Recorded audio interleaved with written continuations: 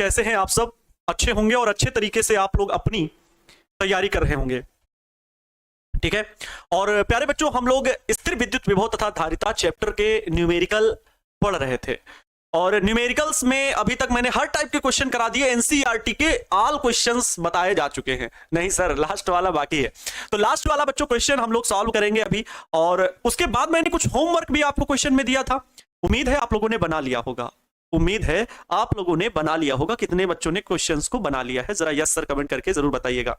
तो प्यारे बच्चों, हम लोग आगे जो पढ़ेंगे, जो आगे न्यूमेरिकल सॉल्व करेंगे, वो थोड़ा सा फिगर से रिलेटेड होंगे, क्योंकि यहां पर संधारित्रों के संयोजन से बहुत प्रश्न पूछता है। छोटे छोटे प्रश्न बनते हैं, 2 संधारित्र जोड़े गए हैं, 5 संधारित्र जुड़े हैं, बहुत सारे क्वेश्चन जुड़े हैं, तो मतलब बहुत सारे संधारित्र जोड़ करके प्रश्न बनते हैं। तो उन प्रश्नों पर भी आज ध्यान देंगे और इसके बाद ये न्यूमेरिकल का सेशन बच्चों खत्म हो जाएगा, ठीक है। तो आप सभी का स्वागत करते हैं इस बेहतरीन से सेशन में। नमस्तुभ्यम, नमस्कार, आभार, अभिनंदन आप सभी प्यारे बच्चों का, मेरे मित्रों का, मेरे छोटे भाई बहनों का और मेरे प्यारे प्यारे छापू सुल्तानों का। बच्चों कल क्लास तो नहीं हुई थी, संडे था और मैंने डाउट ओपन करके देखे, क्योंकि मैं वहां पर डाउट तो क्लियर नहीं करता हूं, क्योंकि कोई क्वेश्चन है तो उसका लाइव सोल्यूशन ही अच्छा है। तो कुछ बच्चों के क्वेश्चन दिखे एक दो जो कि मुझे बताने वाले हैं, अर्थात मैं एक बच्चों डाउट क्लास लूंगा, ठीक है। एक आपकी डाउट क्लास लूंगा जो यहाँ पर लाइव में सॉल्व की जाएगी। तो वो मैं चाहे कल रखूंगा या ऑब्जेक्टिव कराने के बाद रखूंगा, ठीक है। जिसमें आप सहमत होगे वो मैं करूंगा, आपसे पूछूंगा अभी बाद में, ठीक है। अभी पहले पढ़ाई होगी। तो डाउट क्लास बच्चों लिया जाएगा और उस डाउट क्लास में आपके कमेंट जो भी आएंगे उनमें मैं सही परामर्श दूंगा और जो भी चीजें आपने क्या छोड़ी हैं या कोई क्वेश्चन है वो यहां पर मैं सॉल्व कराऊंगा, ठीक है। यहां पर भी और वहां से भी मैं कुछ नोट डाउन कर लूंगा और जो जरूरी होगा वो मैं आपको बताऊंगा, ठीक है। तो good evening my dear all, Radhe Radhe. Class को बच्चों क्लास कंटिन्यू करेंगे। न्यूमेरिकल हम लोग पढ़ ही रहे थे, ठीक है। न्यूमेरिकल हम लोग पढ़ रहे थे और बच्चों सबसे लास्ट में जो ये प्रश्न है ये हम लोगों के लिए बचा था। बोलिए, क्या एनसीईआरटी के ऑल क्वेश्चंस बताए मैंने? उसके अलावा भी कुछ क्वेश्चंस बताए? गुरुजी मेरा नाम नहीं शो कर रहा है, कैसा भी का शो कर रहा है भैया। अपना नाम बुलवाने के लिए कुछ भी मतलब ना, क्या क्या हथकंडे अपनाते हो आप लोग। और वन शॉट लेक्चर की भी जो डिमांड की है भाई, वन शॉट लेक्चर तो हमें लेना ही लेना है। जबरदस्त वन शॉट लेक्चर लेंगे, जबरदस्त 3 से 4 घंटे का वन शॉट लेक्चर लेंगे, गजब तरीके का, ठीक है, मस्त। लेकिन उस दिन पूरा प्रिपेयर होकर के बैठना, हाँ। तो आपका चैप्टर 1 का वन शॉट और चैप्टर 2 का वन शॉट साथ साथ होंगे। एक दिन चैप्टर 1 तो दूसरे दिन चैप्टर 2, ठीक है। और गजब तरीके से सबको रिवाइज कर लिया जाएगा ओवरऑल।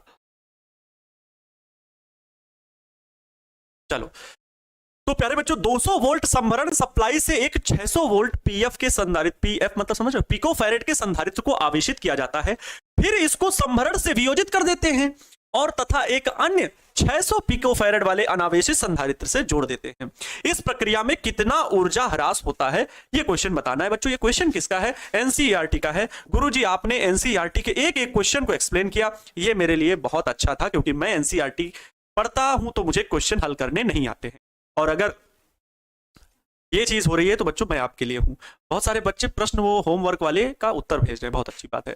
सर न्यूमेरिकल क्वेश्चन के लिए अलग कॉपी ले सकते हो, बाकी कोई दिक्कत नहीं, साथ में सॉल्व करो। अभी बहुत सारे समय आएगा, प्रैक्टिस भी हम लोग बहुत सारे क्वेश्चंस की करेंगे, है ना। जल्दी से चलो क्वेश्चन सॉल्व करते हैं बच्चों। प्रश्न को समझना, फिर से मैं रिपीट कर रहा हूं एक बात, मुझे लग रहा है आप लोगों का अटेंशन मेरी तरफ नहीं है, तो प्लीज एक बार अपने मोबाइल स्क्रीन की तरफ आप देख लें। मैं देख पा रहा हूं, जितने बच्चे देख पा रहे हैं, एक बार फिर से अपने मोबाइल स्क्रीन पर देख रहे हैं और आंखों में आके डाल के बात करिएगा। क्वेश्चंस जो होंगे बहुत अच्छा वाला क्वेश्चन है और जो बातें आपने पढ़ी हैं, कभी भी न्यूमेरिकल से इतना डर बिठा के मत रखो। मैं देखता हूं कि जैसे यहाँ पर 4 से ज्यादा बच्चे एप्लीकेशन पे लाइव रहते हैं, थ्योरी पे। न्यूमेरिकल में कुछ बच्चे कम है बच्चों, इसका क्या मैटर है? आप लोग तो आ रहे हो, तो आपसे बात करना, मैं क्या कहूँ, आपसे तो बात कर रहा हूँ। लेकिन जो लोग नहीं देखे 200-300 बच्चे, वो क्या सोच रहे हैं, या न्यूमेरिकल को इग्नोर कर रहे हैं? हो सकता है काम हो, बात अलग है, लेकिन वो इग्नोर कर रहे हैं। इसका रीजन क्या है? बहुत बड़ा फैक्टर है, ये बहुत बड़ा फैक्टर है। तो इसके लिए हम लोगों को सोचना पड़ता है कि आखिर वो बच्चों में क्या बैठा हुआ है, मन में कैसा डर है। तो अब एकदम कंसंट्रेशन हमारे ऊपर है, प्रश्न को ध्यान से देख। 200 वोल्ट संभरण सप्लाई से एक 600 पिको फैरेड के संधारित्र को आवेशित किया जाता है।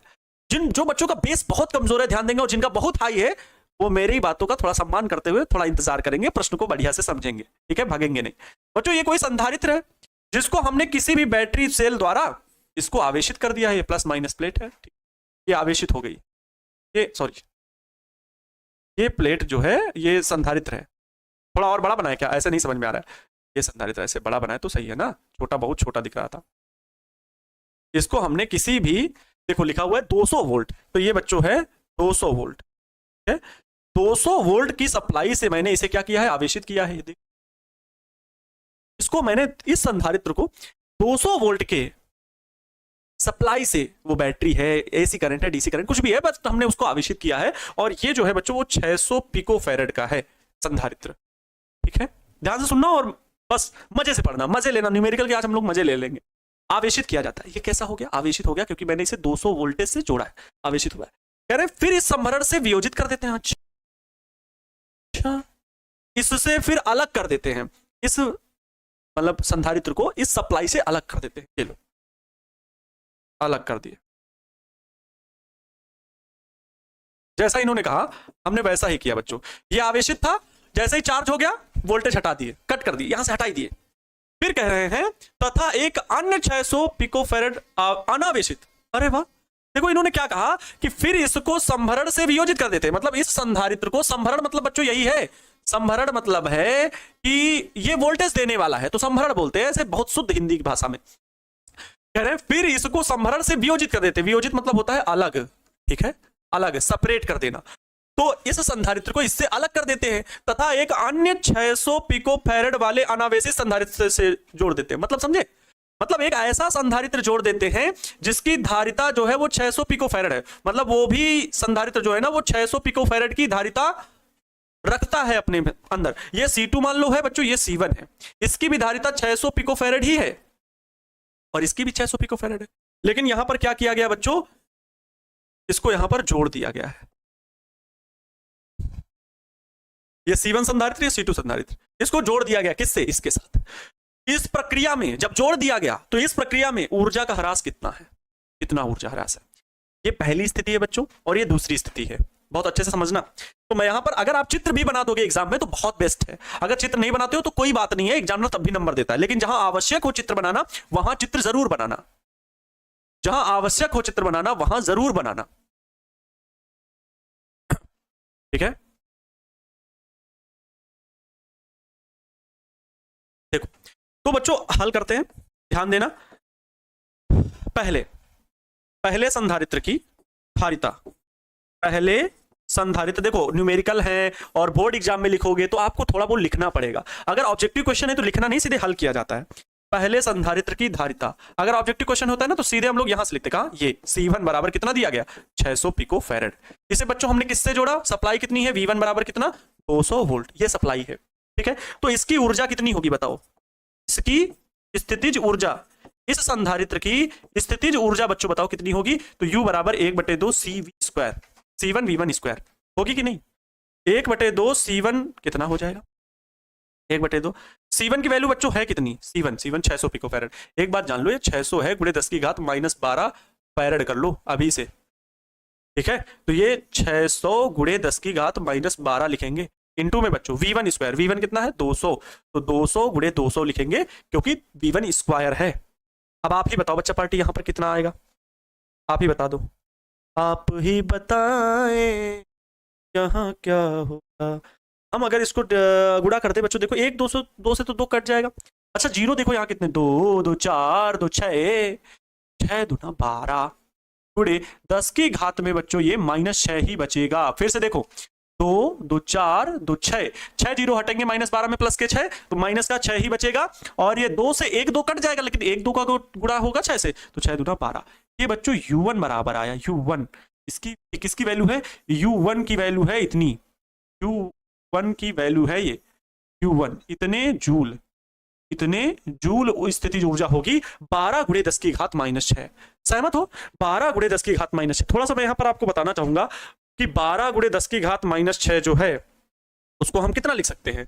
U1 बराबर बच्चों आया 12 गुणे 10 की घात -6 जूल। इसे बच्चों हम अगर 10 की घात -6 अगर आप सही से समझ पा रहे हो तो ये क्या 12 गुणे 12 माइक्रो जूल है, बोलो म्यू जे माइक्रो जूल है ना, माइक्रो म्यू 10 की घात -6 माइक्रो जूल होगा ना। क्लियर है, क्लियर है। हाँ आप देखोगे आगे, ये तो U1 की वैल्यू हो गई। हमसे पूछा क्या, ये U1 की वैल्यू है, ध्यान देना बच्चों, ये U1 की वैल्यू। हमसे पूछा क्या है, हमसे कह रहे हैं कि ये यहां इस प्रक्रिया में कितना ऊर्जा ह्रास होता है। तो पहले जब इस पोजीशन पे था संधारित्र को, जब हम आवेशित कर रहे थे, आवेशित कर रहे थे संधारित्र को, ध्यान दो ये फर्स्ट फिगर है, ये सेकंड फिगर है। तो पहली स्थिति के लिए जब हम संधारित्र को आवेशित किया, जब हमने इस संधारित्र को इस वोल्टेज सप्लाई से आवेशित किया, तो इसकी ऊर्जा ये है, स्थितिज ऊर्जा, ये इसकी पोटेंशियल एनर्जी है। लेकिन बच्चों जब हम इस संधारित्र को चार्ज करके, वहां से तो चार्ज कर लिए और फिर हटा लिए, मतलब इस पर क्या आ गया, आवेश आ गया। लेकिन यहां पर इस पर देखो आवेश मैंने नहीं दिखाया, क्यों, क्योंकि ये अनावेशित है। हालांकि इसकी धारिता जो है वो 600 पिकोफैरेड है, कि मतलब अपने पास ये संधारित्र 600 पिकोफैरेड उसकी धारिता है, मतलब बहुत सारा आवेश अपने पास रख सकता है वो। तो इसके संपर्क में ये दूसरा संधारित्र रखा गया है, दूसरी स्थिति में कह रहे हैं। अब बच्चों आप ही बताओ, जब इस संधारित्र को इसके संपर्क में रखा जाएगा तो आवेश इसमें जाएगा कि नहीं जाएगा, जाएगा ना। पहली कंडीशन का तो ये हो गया। अब दूसरी कंडीशन में, दूसरी स्थिति में, हाँ दूसरी स्थिति में ध्यान से देखना, मैं लिख दे रहा हूं पूरी बात को, क्योंकि जब लिख देंगे ना, अच्छा एक बात और, नोट्स बनाते होगे, चाहे न्यूमेरिकल हो चाहे जो नोट्स बनाते होगे, पैनल पीडीएफ जब पहुंचे तो बच्चों इन बातों को लिखा करो। जितना मैं यहां पे लिखता हूं, फिर वो चीजें आपको जब नोट्स मिलेगा दूसरे चैप्टर का तो उनसे मैच करा लो।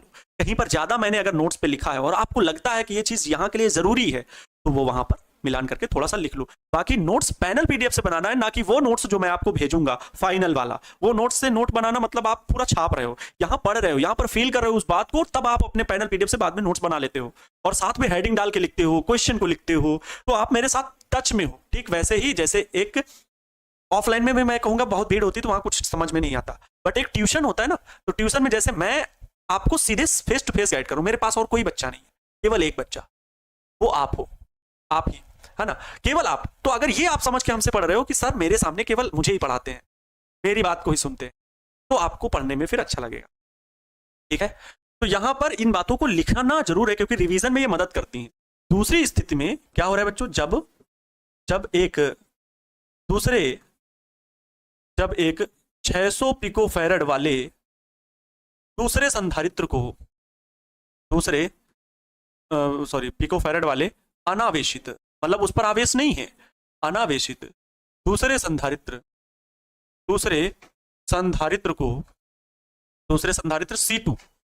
C2 को C1 से जोड़ा जाता है,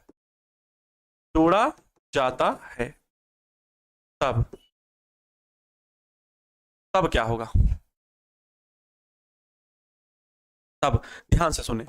एक संधारित्र तो ये था C1 आपका, है ना, ये आवेशित है क्योंकि हमने इसे बैटरी से आवेशित किया है, बोलो यस और नो, है ना, इसको तो आपने बैटरी से आवेशित किया है, 600 पिकोफैरेड इसका भी आवेश है। इसको हमने जोड़ा किससे, एक दूसरे संधारित्र से जोड़ा जो कि अनावेशित है, C2 संधारित्र है, इसका भी 600 पिकोफैरेड है। लेकिन बच्चों गौर करेंगे, जब हमने ऐसा काम किया ना, तो यहां का जो पहले आवेश था, अब जो होगा, पहले आवेश Q1, ये आवेश Q2, यहां पर जो भी है, इसका विभव V2, इसका विभव V1 बराबर विभव कितना था, 200 वोल्ट, इसके पास V2 बराबर विभव 0 है, आवेश Q2 बराबर कितना है, 0 है, क्योंकि अनावेशित है। लेकिन इसकी वैल्यू तो हम निकाल सकते हैं, Q1 की वैल्यू तो हम निकाल सकते हैं पहले संधारित्र पर आवेश, बोलो, क्योंकि बच्चों हमें दोनों संधारित्रों की ऊर्जा निकल आएगी, तभी हम बता सकते हैं कि ऊर्जा ह्रास कितना है।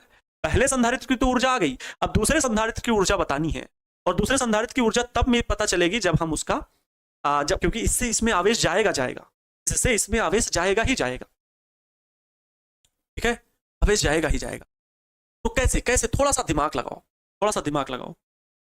हाँ भाई गजब क्वेश्चन है। अच्छा, पहले का आवेश पता किया जा सकता है, हाँ? पहले का आवेश पता किया जा सकता है, कितना आवेश होगा, C1 पता है, V1 पता है, तो आवेश तो पता ही किया जा सकता है, बोलो।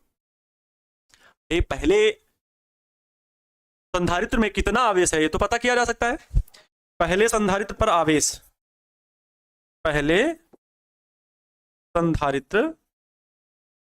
आवेश कितना है। अच्छा, ऐसा सर क्यों कर रहे हैं, बच्चों ऐसा हम इसलिए कर रहे हैं क्योंकि इन दोनों का टोटल आवेश क्या हम मानेंगे? क्यों? क्योंकि इसमें भी वही होगा, इसमें भी वही होगा एक समय के बाद। बच्चों आपका एक हाथ गर्म है, एक हाथ ठंडा है, जब हम दोनों को संपर्क में रखें तो थोड़े समय बाद दोनों का ताप समान होगा। वही होगा कि दोनों एक समय बाद दोनों का आवेश समान होगा। अच्छा, एक में लॉजिक मेरे दिमाग में आ रहा है, एक मेरे दिमाग में लॉजिक आ रहा है। बच्चों ये पहला आवेश स्थितिज ऊर्जा निकाल ली, हम जब संपर्क में रख देंगे तब स्थितिज ऊर्जा कुल कितनी होगी? बच्चों प्रारंभ में स्थितिज ऊर्जा U1 की तो निकाल ली है, कितनी? 12 माइक्रोजूल। U2 की कितनी है प्रारंभिक स्थितिज की, जब अनावेशित था, जब कुछ नहीं, इस समय इसकी स्थिति ऊर्जा कितनी है?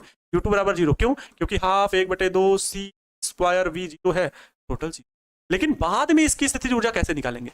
जब बच्चों हम जोड़ देंगे तो हम कहेंगे कि ऐसे निकालेंगे स्थितिज ऊर्जा बाद में, अंतिम स्थितिज ऊर्जा दोनों की जोड़ के।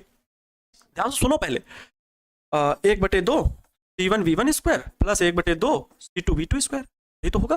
जैसे प्रारंभ में भी यही है, 1/2 ये C1 V1 को हल करके ना आया है, C1 V1 square plus 1/2 C2 V2 square. लेकिन यहां पर C2 V2 जो है वो नहीं है भाई, C2 V2 जो है V2 स्क्वायर जो है वो 0 है, तो इसकी स्थिति टोटल शून्य होगी, है कि नहीं? तो इसकी तो 12 माइक्रोजूल है। लेकिन बच्चों यहां पर 1/2 C1 V1 square 1/2 C2 V2 square, बाद में इसका विभव बाद में कुछ हो सकता है। लेकिन प्यारे बच्चों ये विभव कितना होगा, एक बात गौर करें, जब जोड़ दिया गया तो इसका उभयनिष्ठ विभव होगा, वो होगा ये। यहां पर क्या होगा बच्चों? उभयनिष्ठ विभव होगा, उभयनिष्ठ विभव। क्या आपको मैंने ये लेक्चर में, लास्ट लेक्चर में सिखाया था न्यूमेरिकल के पहले? क्या न्यूमेरिकल के पहले ये लास्ट लेक्चर में सिखाया था? तो आप कहोगे यस सर।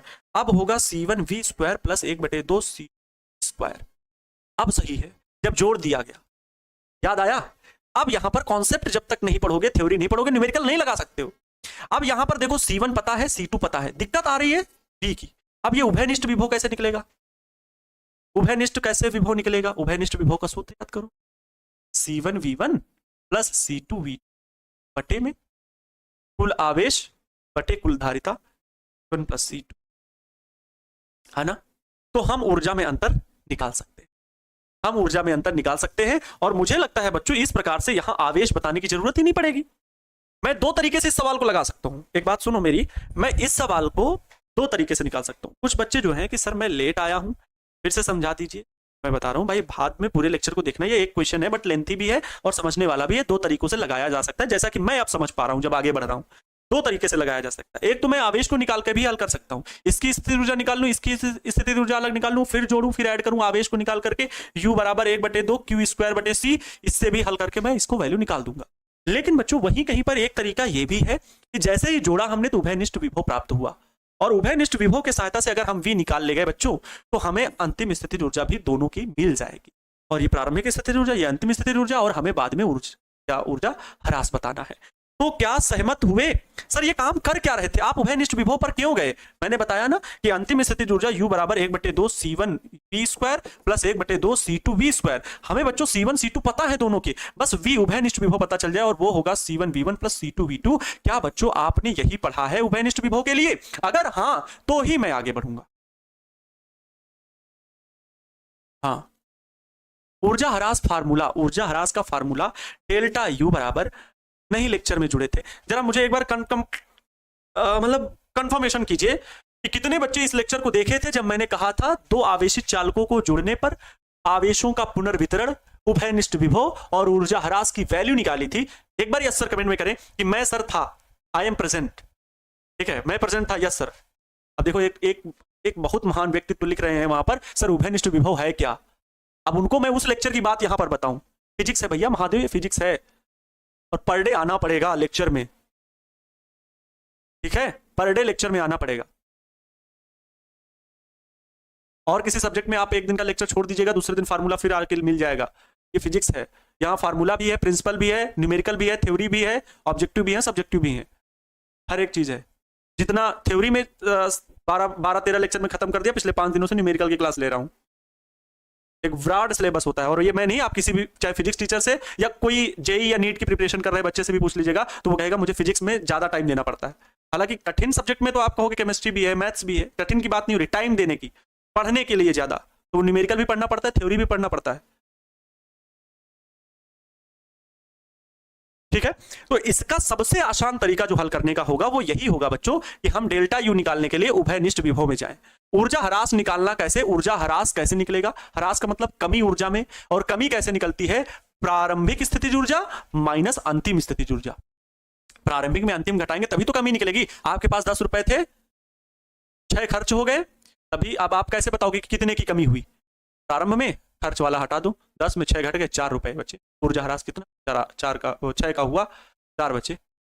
ऐसे ही तो बताओगे। तो उस प्रकार से चलो, तो ये चीज समझ गए मैं क्या कह रहा हूं। दूसरी स्थिति में बच्चों, जब एक 600 पिकोफैरेड वाले अनावेशित दूसरे संधारित्र C2 को C1 से जोड़ा जाता है, तब पहले संधारित्र पर आवेश, पहले संधारित्र पर आवेश तो हम निकालने के लिए बाद में जाएं, क्या निकालने, उभयनिष्ठ विभव की वैल्यू निकालने। क्या कहते हो, उभयनिष्ठ विभव, है ना, उभयनिष्ठ विभव। अच्छा, पहले एक चीज गौर करो, एक बार मैं रिवाइज कराना चाहूंगा। ये पहली स्थिति है भाई, और ये संधारित्र जो है वो किसी बैटरी से जोड़ा गया, तो इसकी स्थितिज ऊर्जा ये निकली।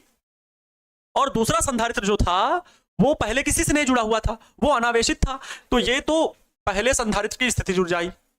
पहले संधारित्र की, ध्यान से सुनना, पहले संधारित्र की ऊर्जा ये आई U1 बराबर।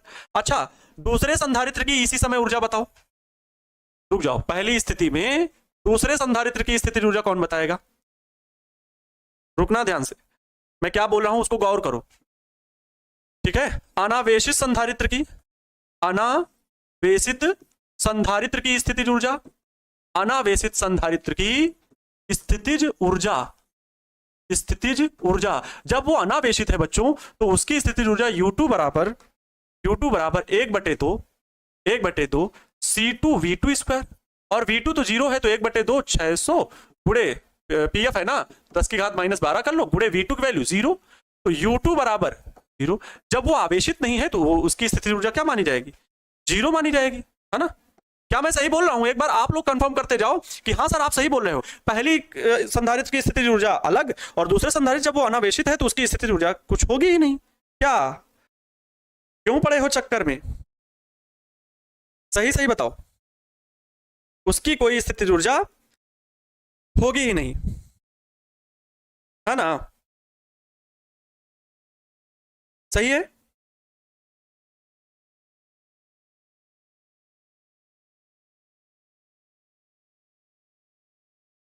U2 बराबर 0 है। अब लेकिन जब हमने जोड़ दिया है तब इसके लिए क्या होगा, आप ध्यान से सुनेंगे। जब इसके लिए हमने जोड़ दिया तो इसका उभयनिष्ठ विभव निकाल लेते हैं पहले। जब दोनों संधारित्रों को जोड़ दिया है तो उभयनिष्ठ विभव थोड़ा सा क्वेश्चन अच्छा लेवल का है, थोड़ा ध्यान देना, कंफ्यूज हो जाओगे। उभयनिष्ठ विभव कुल आवेश बटे कुल धारिता होता है Q1 प्लस Q2 बटे C1 प्लस C2 ये होता है। तो आप Q1 की वैल्यू रखते हो C1 V1 plus C2 V2 बटे में बच्चों कितना C1 प्लस C2। अब आप बताओ यहाँ पर V बराबर क्या निकलेगा, उभयनिष्ठ विभव C1 की वैल्यू 600 PF मतलब 10 की घात -12 गुणे V1 की वैल्यू कितनी है, विभव 200 है, प्लस C2 की वैल्यू कितनी है, तो 600 गुणे 10 की घात -12 इंटू V2, विभव दूसरे का है 0 बटे में 600 प्लस C2 की वैल्यू भी 600 पिकोफैरेड है, लेकिन 10 की घात -12 आप कॉमन ले लोगे। अच्छा रुक जाओ, हल कर दें, रुक जाओ। ओहो 600 ठीक है, गुणे 10 की घात -12 प्लस 600 गुणे 10 की घात -12, ये 2 बार वैल्यू है, पिकोफैरेड में लिखा हुआ था तो फैरेड में बना दिया है। अच्छा ये वैल्यू तो गुणे में 0 है तो ये तो 0 हो गया। अब आगे क्या होगा, ध्यान से सुनिएगा। आगे होगा बच्चों उभयनिष्ठ विभव V की वैल्यू निकलेगी, ऊपर 600 गुणे, ऊपर तो केवल बचेगा 600 गुणे 10 की घात -12 बटे में, क्यों, क्योंकि बच्चों ये टर्म टोटल 0 हो गया है, ये 2 बार वही वैल्यू लिखी हुई है, मतलब ये हो जाएगा 2 गुणे 600 गुणे 10 की घात -12। C1 C2 सेम है ना, दोनों की धारिता समान है। 600 से 600 बच्चों कैंसिल आउट हुआ, 10 की घात -12 से 10 की घात -12 कैंसिल आउट हुआ। अच्छा ओ यहाँ पर C1 V1 200 भी तो है, 200 भी तो है, 200 कैसे आएगा, 200 भी गुणे में है। फिर से देखो C1 V1, C1 इसकी धारिता, V1 इसका वोल्टेज, पहले संधारित्र का हम आवेशित कर रहे हैं, इसके सिरों पर हम विभवांतर लगा रहे हैं। क्यों नहीं समझ रहे हो भैया, आ जाओ इस क्लासे में देखो मुझे, तभी आपको समझ में। C2 V2 विभव, इसका संधारित्र धारिता दी गई है 600 पिकोफैरेड, लेकिन विभव नहीं है, ये अनावेशित है, तो V2 = 0, तो ये टोटल टर्म ये वाला 0 हो गया। लेकिन यहाँ 600 गुणे 10 की घात -12 रखे और V1 200 रखा हुआ है, ये C1 और C2 टोटल का मान रखे तो 2 बार वही था, तो 2 गुणे 600 गुणे 10 की घात -12। अब यहां पर ये कितना आ गया, ये यहां पर कितना आ गया, 2 से इसको काटेंगे 100 बार जाएगा, मतलब V इक्वल टू 100 वोल्ट। ये किसका मान आया है, ये उभयनिष्ठ विभव का मान है, उभयनिष्ठ विभव का मान। तो दोनों संधारित्रों को जोड़ने के बाद अंतिम, दोनों संधारित्रों को जोड़ने के बाद स्थितिज ऊर्जा कितनी, स्थितिज ऊर्जा, दोनों संधारित्रों को जोड़ने के बाद स्थितिज ऊर्जा। अच्छा, ये क्या हम निकाले थे, दोनों संधारित्रों की पहली स्थितिज ऊर्जा, ठीक है, ओके, U1 इतना, U2 इतना। अब जो निकालेंगे U1 डैश और U2 डैश निकाल लेंगे, ठीक है, U1 डैश और U2 डैश, यही तो निकालेंगे। तो हम यहां पर स्थितिज ऊर्जा डेल्टा, सॉरी, U बराबर Q, सेकेंड टाइम निकाल रहे हैं ना, दूसरा, दोनों संधारित्रों को जोड़ने के बाद स्थितिज ऊर्जा U बराबर U1 dash plus U2 dash. अब ध्यान से सुनो, U बराबर U1 डैश का मतलब पहले संधारित्र की स्थितिज ऊर्जा 1/2 C1V² plus 1/2 C2V², 1/2 C1V², 1/2 C2V²। यहां आएगा U बराबर 1/2 V² कॉमन, बटे में ब्रैकेट में क्या बचेगा, C1 प्लस C2। ये बच्चों दोनों संधारित्रों को जोड़ने के बाद की स्थितिज ऊर्जा निकाल रहे हैं, और ये दोनों ऊर्जाएं जोड़ने के पहले स्थितिज ऊर्जा है। ये जो U2 बराबर, यहां पर आप 0 देख रहे हो, मैं थोड़ा सा यहां पर बता दूं, एक सेकंड, यहां पर मैं आपको बता दूं, ये U2 बराबर आप 0 निकाले हो, तो अगर प्रारंभिक, दोनों संधारित्रों की प्रारंभिक स्थितिज ऊर्जा, ऐसा लिख दो यहां पर, नहीं तो आप बहुत कहोगे सर यहां तो बताया ही नहीं। दोनों संधारित्रों की प्रारंभिक स्थितिज ऊर्जा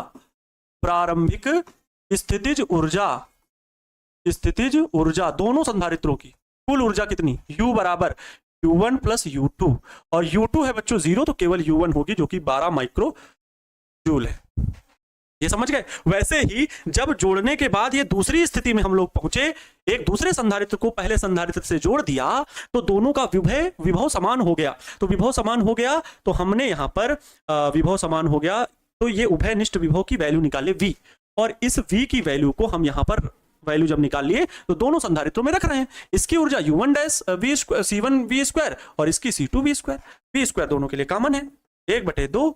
V की वैल्यू कितनी, 100, स्क्वायर है ना, तो 100 गुणे 100 लिखेंगे। C1 प्लस C2 वही 600 गुणे 10 की घात -12, पिकोफैरेड था तो -12 प्लस 600 गुणे 10 की घात -12, हल कर लो, ये आएगा कितना, देखो ये 2 बार लिखा है तो 2 गुणे में हो जाएगा भाई, वही चीज 2 बार लिखी है तो 2 बार आएगा। तो 100 गुणे 100 मतलब 10 की घात 4 गुणे बच्चों बटे 2 लिख लीजिए, और ये 2 बार लिखा हुआ है तो वही 2 गुणे 600 गुणे 10 की घात -12। तो भाई यहां पर क्या करोगे, 2 से 2 बर्बाद हो गया। अब क्या वैल्यू आएगी, आगे बढ़ते हैं। U बराबर, अच्छा देखो, सॉरी, यहां पर देखोगे ये दोनों संधारित्रों को जोड़ने के बाद स्थितिज ऊर्जा है, तो U डैश मान लो, ये U डैश 10 की घात 4, 10 और ये 2 कितना है 6, 4 2 6, 10 की घात -12 में घटेंगे तो -6 बचेगा, 6 गुणे 10 की घात -6। बच्चों ये आ जाएगा, एक बार लिख दे रहा हूं, 10 की घात 4 गुणे 600 गुणे 10 की घात -12, तो ये हल होने पर U डैश बराबर आ जाएगा 6 गुणे 10 की घात -6, ये जूल में है, तो इसको आप माइक्रो जूल में बदल सकते हो। U डैश बराबर 6 माइक्रो जूल।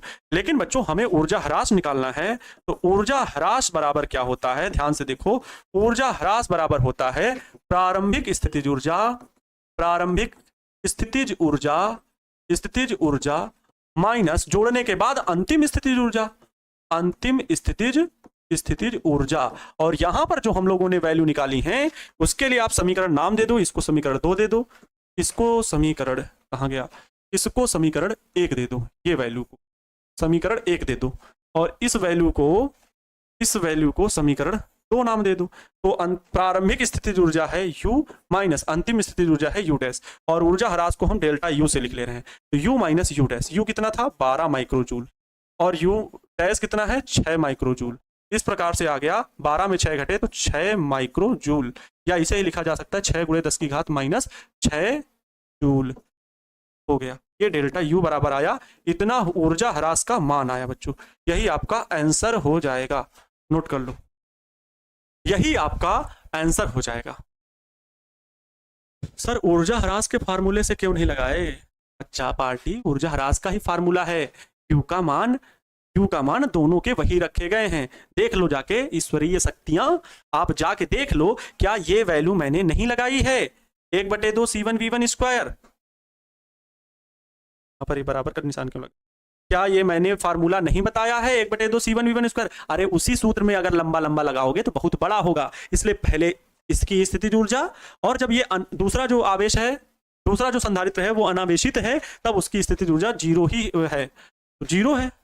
अब U2 0 है, जो अगर कुल प्रारंभ में दोनों की, एक तो वो वाला संधारित्र जो किसी से बैटरी से जुड़ा हुआ है, और एक वो वाला संधारित्र जो बैटरी से नहीं जुड़ा हुआ है, दोनों की कुल स्थितिज ऊर्जा जो है वो आ गई है 12 माइक्रोजूल, क्योंकि दूसरा जो अनावेशित संधारित्र है उसकी स्थितिज ऊर्जा 0 और ये 12 माइक्रोजूल, तो जोड़ने पर तो 12 ही आएगा।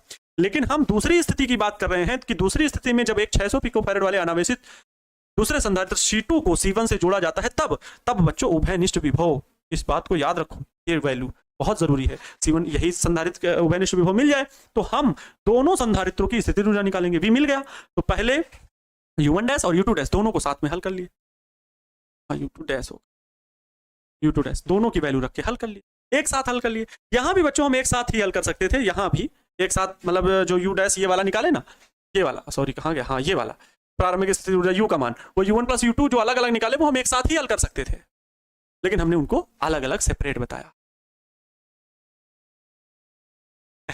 ऐसा ना बोलो, बहुत नालायक क्वेश्चन है। नहीं अच्छा क्वेश्चन है, हो गया ये क्वेश्चन आ गया। सर आपका समझाया समझ नहीं आता है। हम हमेशा अपने तारीफ वाले कमेंट नहीं पढ़ते हैं, जो बच्चे बुरा भला कहते हैं उनके भी कमेंट भी पढ़ते हैं। सर हमें समझ में नहीं आया, क्या बताएं, समझ गए हैं सर, पता है 90% से अधिक बच्चे ये कमेंट कर रहे हैं कि सर समझ गए आगे बढ़िए, और वहीं कुछ बच्चे भी कमेंट कर रहे हैं कि बहुत खतरनाक है सर, ये कितने लाख का पूछेगा। अरे इतना बड़ा नहीं यार, इतना बड़ा सवाल हो गया, ये इतना बड़ा सवाल यहाँ से हुआ, इतना बताए, दूसरा स्लाइड, तीसरा स्लाइड, चौथा स्लाइड, इतना बड़ा भी क्वेश्चन है, दूर दूर लिखे हैं, समझाते हैं, समझाए हैं, बहुत अच्छे से समझा दिए हैं। मुझे लगता है मुझे दोबारा रिवाइज करने की जरूरत नहीं, 1 घंटे में एक क्वेश्चन होगा, लेकिन चलो कोई बात नहीं, मेरे साथ हर उस तरह का बच्चा जुड़ा हुआ है जो बहुत बेस से सीखना चाहता है। एक बार रिवाइज कर रहा हूँ बच्चों, जो बहुत ज्यादा अच्छे से पढ़ लिए, थोड़ा सा सब्र कर लो, मैं दूसरा क्वेश्चन फिर बता रहा हूँ। 200 वोल्ट संभरक से एक 600 पिकोफैरेड के संधारित्र को आवेशित किया जाता है, ये संधारित्र है C1, ठीक है, अब गौर करना और फिर दोबारा नहीं बताएंगे। C1 संधारित्र है, इसको जोड़ा गया है एक बैटरी से 200 वोल्ट की, ठीक है, कह रहे हैं ठीक, इतना कहा गया। फिर इस संभरण से वियोजित कर देते हैं तथा एक अन्य 600 पिकोफैरेड वाले अनावेशित संधारित्र से जोड़ देते हैं। इसको यहां से हटा करके यहां रखा गया और एक बच्चों दूसरा संधारित्र इसके साथ में ये जोड़ा गया है। ये पहले क्या था, अनावेशित था, ये क्या था, अनावेशित था, इसके पास कोई आवेश नहीं था, इसको क्योंकि कोई चार्ज ही नहीं दिया गया था, इसको हम चार्ज ही नहीं किए थे। आप देखो ये कह रहे हैं जोड़ देते हैं, फिर कह रहे हैं इस प्रक्रिया में कितनी ऊर्जा का ह्रास होता है, ऊर्जा हानि बतानी इस पूरी प्रक्रिया में। तो पहली प्राथमिकता यह है कि पहली स्थिति में हम दोनों संधारित्रों की, एक ये संधारित्र और एक ये संधारित्र, दोनों संधारित्रों की ऊर्जा निकाल लें। तो पहले संधारित्र की ऊर्जा सीधे सूत्र में हम लोग जाएंगे, U बराबर 1/2, दो संधारित्र हैं तो C1 C2 माने हैं, तो विभव भी V1 V2 मान ले रहे हैं, ऐसे मान के चल रहे हैं। तो स्थितिज ऊर्जा का सूत्र तो पता है कि U बराबर 1/2 CV स्क्वायर V1 स्क्वायर।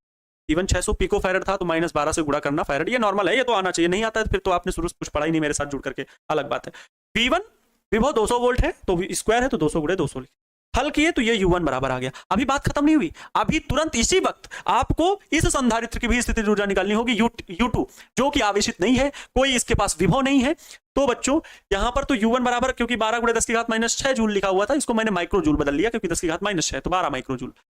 आवेशित संधारित्र की स्थितिज ऊर्जा U2 बराबर, ये अनावेशित, देखो लिखा हुआ है अनावेशित संधारित्र, है ना, अनावेशित संधारित्र की स्थितिज ऊर्जा प्रारंभ में जब वो आवेशित नहीं है तो उसका विभव 0 है, तो विभव 0 है तो गुणे 0 अगर होगा तो ये टोटल 0 हो जाएगा। अब पहली स्थितियों में इसकी और इसकी, हालांकि मैंने तो यहां पर ये जोड़ रखा है लेकिन पहले ये जुड़े नहीं थे, कहो तो इसको यहां पर साफ कर दें क्योंकि यहां इसको हमको जरूरत ही नहीं है। ये लो, अभी हम आगे तो चित्र बनाए हैं ना, इसका विभव V2 बराबर क्या है, 0 है, इस पर आवेश Q2 बराबर क्या है 0, क्योंकि कोई इस पर आवेश नहीं है, ना कोई विभव है। तो इस संधारित्र के लिए प्रारंभ में स्थितिज ऊर्जा शून्य, प्रारंभ में स्थितिज ऊर्जा शून्य। लेकिन दूसरी स्थिति में जब एक 600 पिकोफैराड वाले आवेशित संधारित्र को जोड़ देते हैं, जो कि ये चित्र दिख रहा है, जब यहां पर जोड़ दिए बच्चा पार्टी, तो इस पर आवेश भी आएगा, ये चित्र है, इस पर आवेश भी आएगा, इस पर विभव भी हो जाएगा। हालांकि ये प्रारंभ की स्थिति के लिए लिखी हुई है वैल्यू। तो जब जोड़ा जाएगा तो विभव दोनों का बराबर हो जाएगा, और उसे कहते हैं उभयनिष्ठ विभव। तो उस उभयनिष्ठ विभव की हमने वैल्यू निकाल ली। क्या होता है, सूत्र पता है, C1 V1 + C2 सबको पता। और आगे ये बच्चों वैल्यू उभयनिष्ठ विभव की जैसे ही मिली, तो हमने दोनों संधारित्रों को जोड़ने के बाद अंतिम स्थितिज ऊर्जा निकाल ली, U डैश, जो कि U1 डैश + U2 डैश करके निकाल ली, उभयनिष्ठ विभव के पदों में हल किए, ये U डैश की वैल्यू आई। तो कुल ऊर्जा ह्रास कितना हुआ, तो प्रारंभिक स्थितिज ऊर्जा जो टोटल थी, जो नेट वैल्यू थी, उसमें अंतिम स्थितिज ऊर्जा की नेट वैल्यू घटा दी, U minus U dash 12 माइक्रोजूल minus ये वैल्यू 6 माइक्रोजूल आई, टोटल घटा करके 6 माइक्रो। एकदम आसान, और फाइनली ये क्वेश्चन समझ में आ गया होगा। अब आते हैं बच्चा पार्टी आप लोगों को जो मैंने क्या दिए थे, घर के लिए क्वेश्चन दिए थे, है ना, जो मैंने आप लोगों को घर के लिए क्वेश्चन दिए थे। फाइनली उन क्वेश्चन पर बात करते हैं। समय ज्यादा नहीं है, समय ज्यादा नहीं है, इस वजह से चलिए एक क्वेश्चन ये था, ये तो नोट्स वाले क्वेश्चन है भाई मेरे, ये मैंने नोट्स से क्वेश्चन, अपनी नोट्स से मैंने क्वेश्चन दिए थे। क्वेश्चन ये था कि A तथा B के बीच तुल्य धारिता निकालनी थी ना, और A तथा B के बीच किस प्रकार से प्रतिरोध लगे, संधारित्र लगे हुए थे। एक ये 3 माइक्रोफैरड, माइक्रोफैरड है कि पिकोफैरड है, माइक्रोफैरड है।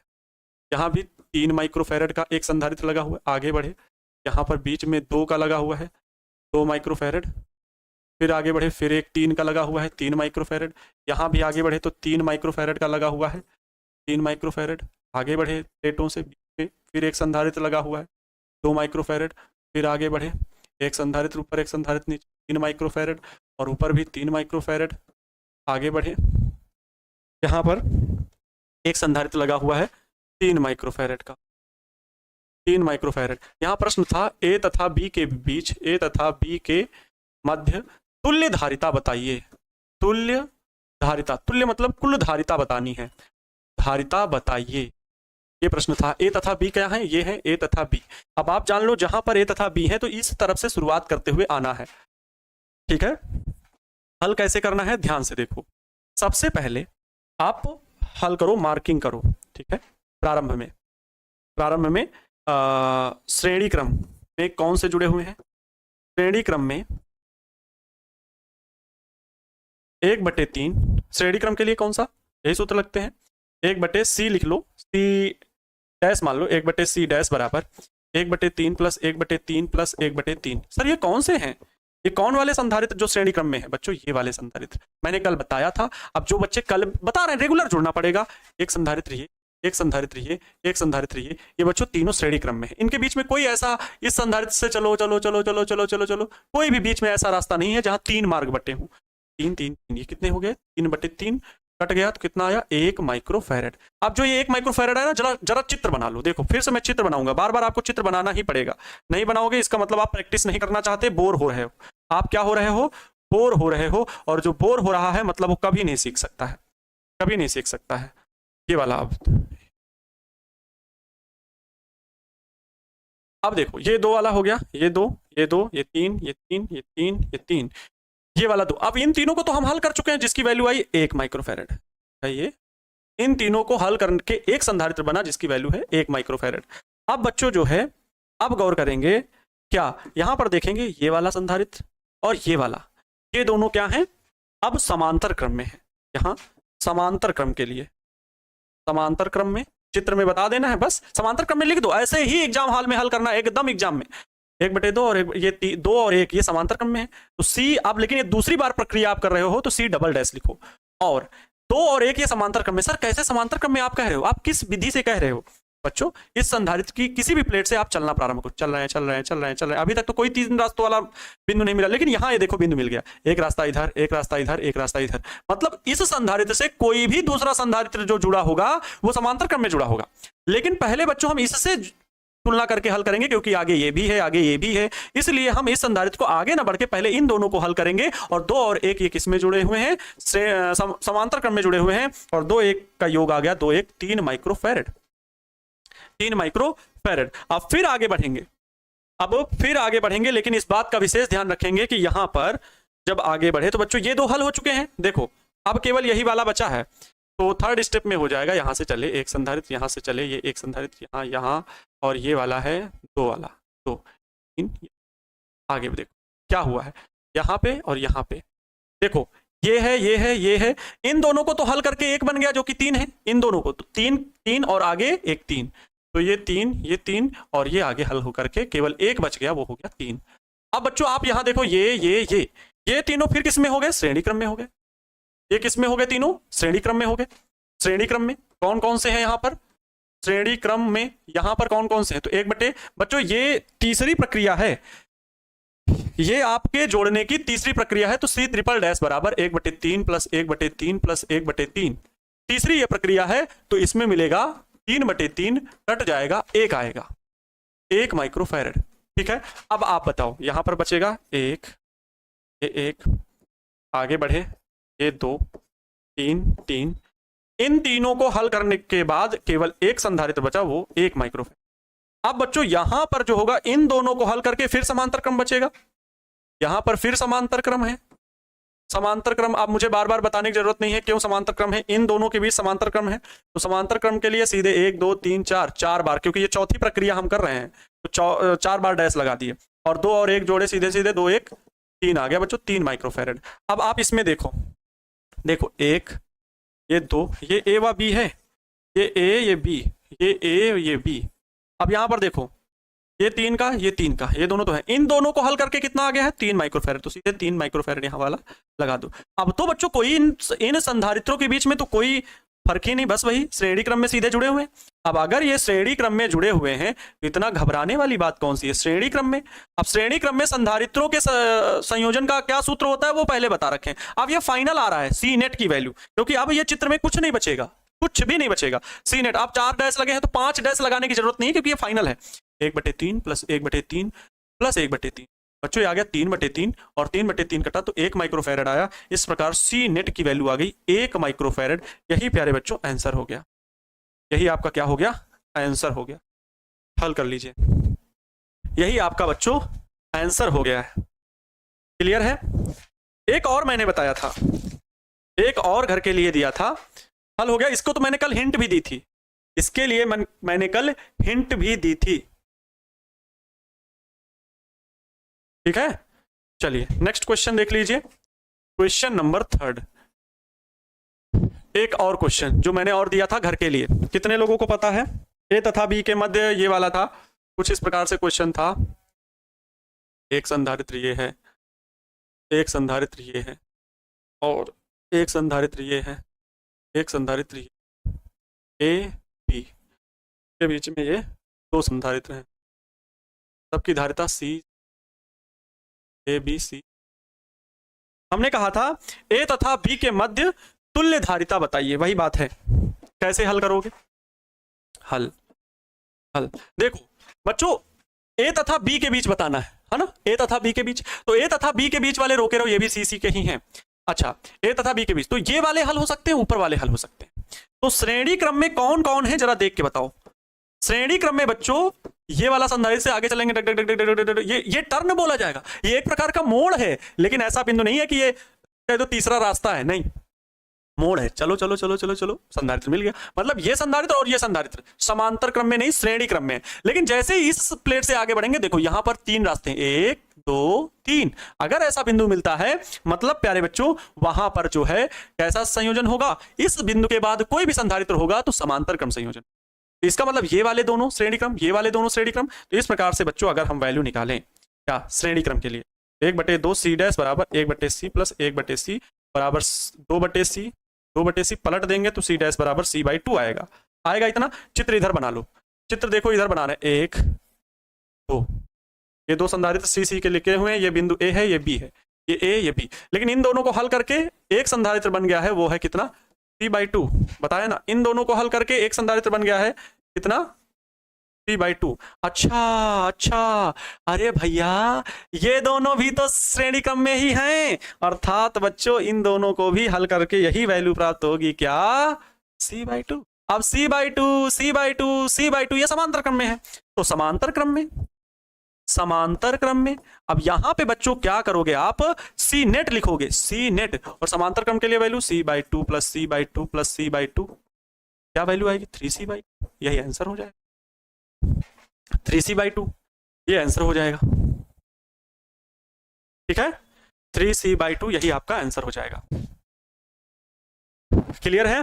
अब बच्चों आज की क्लास यहीं पर, और फिर हम लेंगे आप लोगों के लिए डाउट क्लास। एक बार जरा मुझे बता दीजिए, 2 मिनट का और समय आप सभी से चाहेंगे कि चैप्टर पूरा समझ गए, और नहीं समझे हैं तो सर हम रिवीजन कर लेंगे। बच्चों बहुत बेसिक से मैंने बताने का प्रयास किया है, बहुत एक्सप्लेन किया है, ऐसी छोटी छोटी बातें बताई हैं। देखिए एक बहुत बड़ा मैसेज किए हैं, मैं उनका नाम भी लिखूँ बोलूँगा, शायद मैसेज वो हो गया स्क्रॉल, और मैं उनका नाम लिखूँगा, ठीक है, नाम बोलूँगा, भले उनकी बेइज्जती हो जाए। बहुत बहुत बड़ा मैसेज किया आप, आज इतनी देर कॉपी पेस्ट करके आपने मैसेज भेजा, हाँ उन्होंने लिखा है क्या, ही नहीं रहा,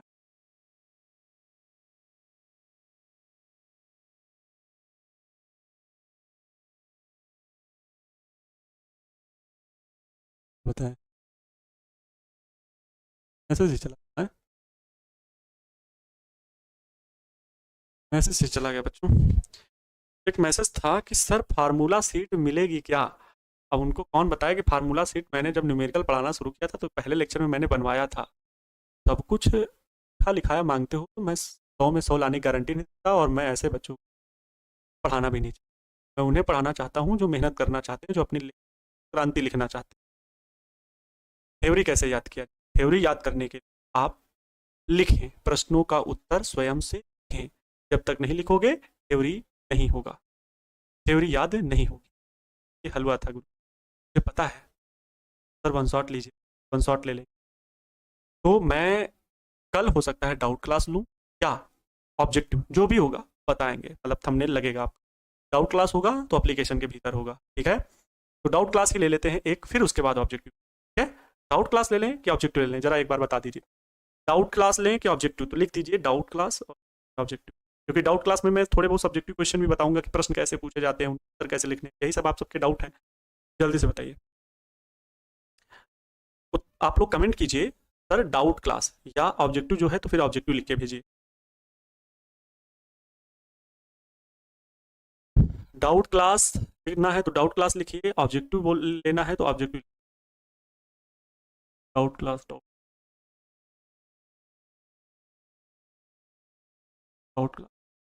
लगभग 50-50 का रेशियो आ रहा है, लगभग 50-50 का रेशियो है, डाउट ऑब्जेक्टिव डाउट ऑब्जेक्टिव। तो भाई ऑब्जेक्टिव वालों को भी डाउट क्लास की ज़रूरत है, और ऑब्जेक्ट क्लास करने के लिए डाउट क्लास वालों को भी ज़रूरत है। तो मैं कल, इसका दिक्कत नहीं है, एक दिन लेट होगा, मुझे पता है सिलेबस भी ख़त्म करना है सही टाइम से, तो फिर भी जो आपके लिए बेटर होगा मैं वो डिसीजन लूँगा।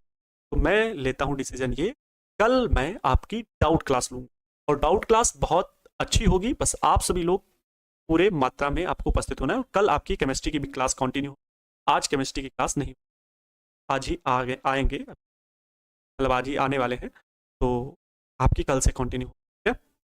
तो केमिस्ट्री के लिए भी टेंशन क्या, मतलब घर पे शादी थी, क्या कि उनकी शादी थी, गए हुए थे, ठीक है।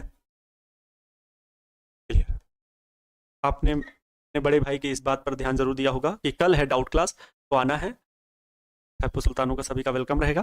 कल मस्त से डाउट क्लास ले लेंगे, और उसके बाद बच्चों ऑब्जेक्टिव क्लास, और फिर ऑब्जेक्टिव के बाद मैं पहले चैप्टर का वन शॉट। लेकिन पहले चैप्टर के वन शॉट में मैं जितने बच्चे देख रहे हैं सभी से एक प्रॉमिस चाहता हूँ, इतना जबरदस्त वन शॉट लेक्चर को शेयर करना है, जो बच्चे एडमिशन लेने वाले हैं उनको आपको प्रोत्साहित करना है। अगर आप उन्हें मोटिवेट करोगे तो वो हमसे जुड़ करके जरूर पढ़ाई करेंगे, और जब वो वन शॉट लेक्चर में जुड़ेंगे तो उनका बैकलॉग खत्म होगा, तो फिर वो नेक्स्ट चैप्टर से कंटिन्यू हो जाए। तो प्लीज़ अपने दोस्तों में, मैंने देखा है कई बच्चे बताते ही नहीं कि कौन, आप नहीं, हम नहीं बताएंगे किसी को कि नहीं यहाँ से पढ़ो, नहीं भाई शेयर करो, सबकी मदद होनी चाहिए, सबकी हेल्प होनी चाहिए। एक बहुत ही बेस्ट टीम आपको पढ़ा रही है, गाइड कर रही है, तो मैं चाहता हूँ कि आप इतना सपोर्ट जरूर, ठीक है। तो हम लोग वन शॉट लेक्चर जो लेंगे वो यूट्यूब पर होगा, और वहाँ पर बहुत अच्छा दिखना चाहिए रिस्पॉन्स, मेरे मतलब वो जो पावर है ना वो दिखनी चाहिए। तो मिलते हैं नेक्स्ट क्लास में, कल डाउट क्लास में। तब तक आप सभी लोग खुश रहें, मस्त रहें और मन लगा करके पढ़ाई करते रहें। Wish you all the best. Thank you so much. जय हिंद, वंदे मातरम।